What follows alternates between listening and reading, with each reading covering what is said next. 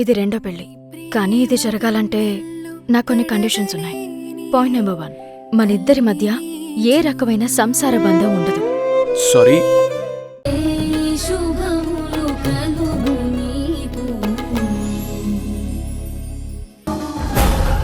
రేఖ రేఖ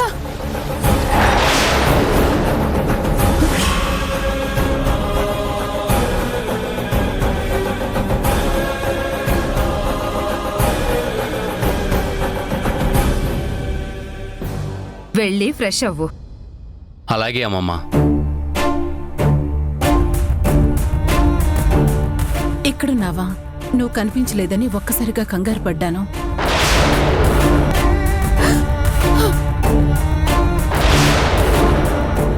నువ్వు నన్ను క్షమించాలి రేఖ. నీ లైఫ్ గురించి నేను చాలా మాటలు చెప్పాను.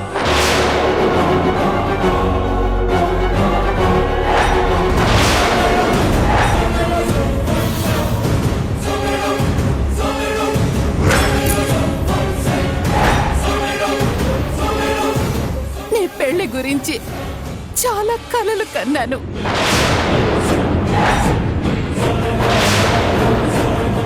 నీకు కూడా ఎన్నో ఆశలు పెట్టాను, కానీ అవేవి నెరవేర్చలేకపోయాను. అందుకే నీకు మొహం చూపించడానికి నాకు చాలా సిగ్గుగా ఉంది.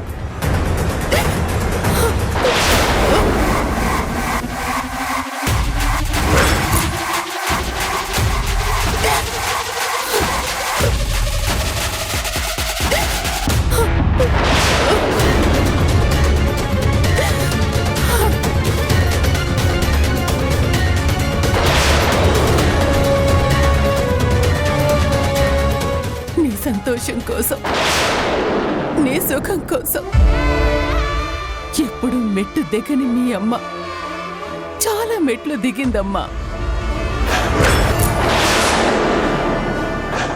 చరణ్ని ఎలాగైనా ఒప్పించాలని చాలా ప్రయత్నాలు చేసింది, కానీ అవేవి ఫలించలేదు. అసలు ఇలా ఉన్నట్టుండి జరుగుతుందని నేను అస్సలు ఊహించలేదమ్మా.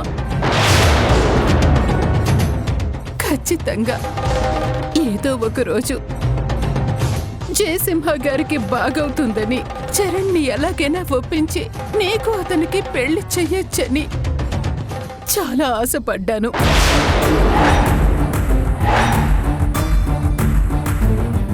కానీ దేవుడు మనకి వ్యతిరేకంగా ఆలోచిస్తాడని ఊహించలేకపోయాను.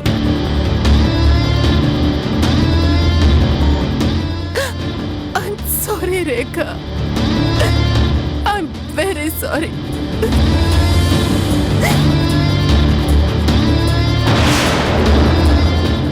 I'm very sorry.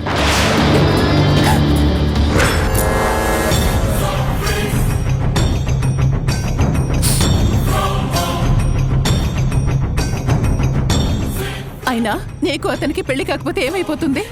నీకేం తక్కువ? నువ్వు ఇష్టపడ్డావు కాబట్టి నీకు అతన్నిచ్చి పెళ్లి చేయాలనుకున్నాను, కానీ లేదంటేనా అతని కంటే ఎంతో గొప్ప సంబంధాలు, ఎంతో అందమైన ఐశ్వర్యవంతులు నీకోసం క్యూ కట్టేలా చేసేదాన్ని.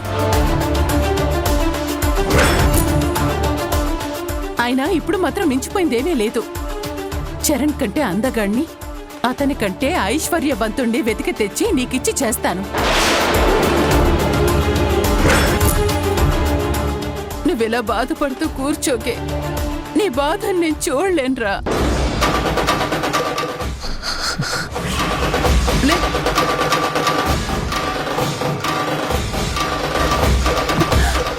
రేఖలే,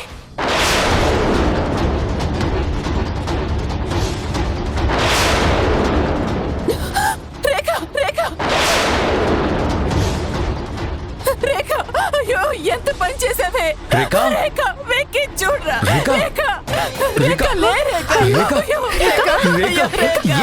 రేఖ, హాస్పిటల్కి తీసుకెళ్దాం.